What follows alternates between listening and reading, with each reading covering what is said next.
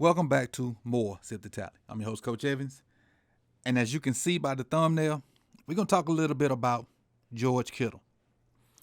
Now, in the past 3 to 5 years, there's been a hierarchy in the tight end conversation, and it's been Travis Kelce and George Kittle. For 1 year, Mark Andrews was in there. We got some up and newcomers, Laporta, some of those guys, Hawkinson, some of those guys that's trying to get into the hierarchy of it. But it's really two guys. It's Kelce and Kittle. And I really think George Kittle is the ultimate tight end.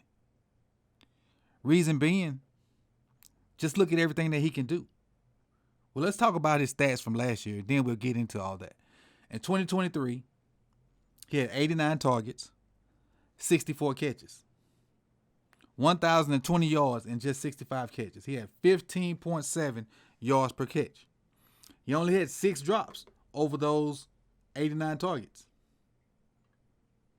69% of his catches went for first downs. And most of his damage was done over the middle of the field from the 10 to 20 yard range, where he had 13 catches for 268 yards and a touchdown. The thing is, it's not all about receiving for George Kittle. He has the element of his game that I think is way better than Travis Kelce, which makes him the best tight end in the NFL, in my opinion.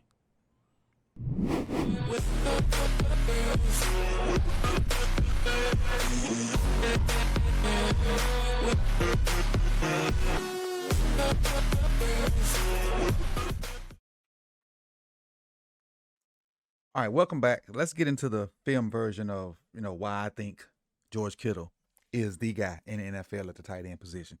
But before we do that, if you have not subscribed, please hit that subscribe button and hit that bell so you can be notified when the rest of these videos drop throughout the 2024 off season.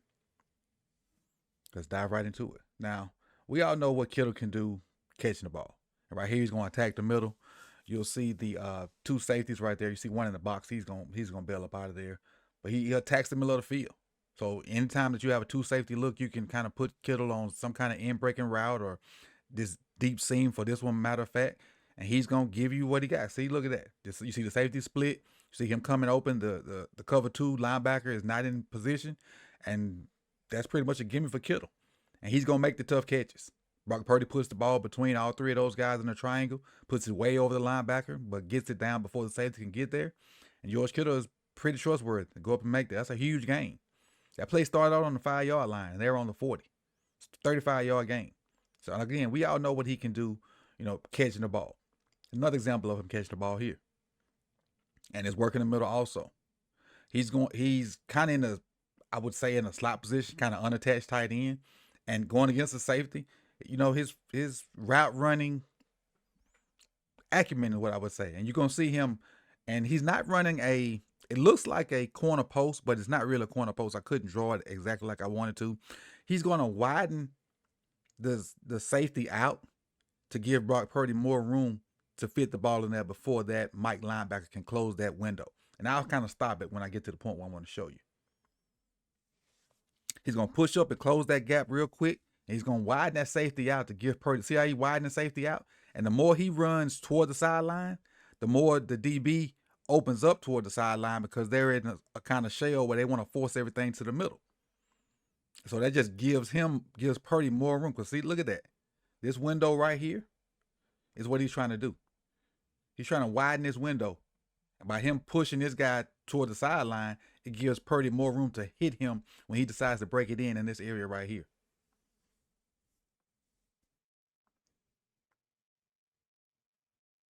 And again, the middle of the field safety the middle of the field linebacker can't get there. Again, attacking the middle of the field. That's a weapon. That's another like 25, 30-yard gain from Kittle. One more example of him going to get the ball. They're always going to give you yak. So you can give him something real simple, something in the flats, something 2 to 3 yards. If he can get his head turned around before he gets tackled, he's going to give you some version of yak. And you see him blocking to start off with. And that ball is thrown behind the line of scrimmage. That's a negative 2-yard throw. But he's going to always turn it into something. And he's rarely is he willing to, well, not willing, but rarely is he looking to run the bounds. He's looking to get the most out of pretty much every time he touches the ball. But let's go into some of the other things that kind of makes him or puts him above and beyond some of the other tight ends, out there. Because you got blocking tight ends and you got receiving tight ends. In this NFL today, you rarely have guys that do both. And he's at a high level in both. And I got pass pro right here, but keep in mind, San Francisco's pass pro for him is not traditional in the sense. He's not going to be like kick slide and stuff like that because they do a lot of play action stuff. But it's still pass pro because you got to protect your quarterback. And look at that. Just working on that edge because they faking the outside zone. They're going to do something else. And he getting a little help. Getting a little help with a defensive end. I just wanted to show you that one. But all of them he don't get help on. He got a little help on that one. He held his own. But let's go to the next one. At the bottom of your screen now. And San Francisco got to do all the motions and shifts and whatever. He's down there with use check right there. Yeah, helping use check now. And that's Thibodeau. Then again, it's nothing like overbearing. It's just the fact that it's pass pro and a lot of guys ain't asked to do it. But he can do it when he need to. And again, this is a screen backside, so it ain't much he need to do. He knows the ball gonna be going quick, so it's nothing he gotta like try to put Thibodeau's head in the ground and no stuff like that. He's just doing what he's asked to do in the scheme. And again, they're not asking him to do traditional tight end pass pro stuff. It's gonna pretty much always be off of some kind of play action because they run the ball so well with Christian McCaffrey.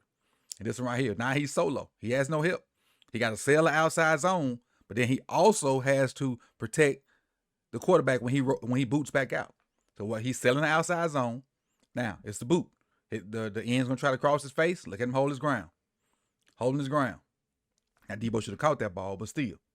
You got good pass pro out of a tight end. Like you ain't got to have a tackle to work with your end because you got a tight end that you can trust to do that.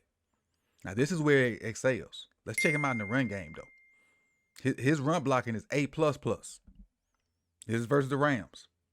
This solo block. Like no help. He don't need no help with Trent. I got this defensive end by myself. Now, is he getting pushed around a little bit? Yeah. But still, look at your back. His guy's getting no part of that.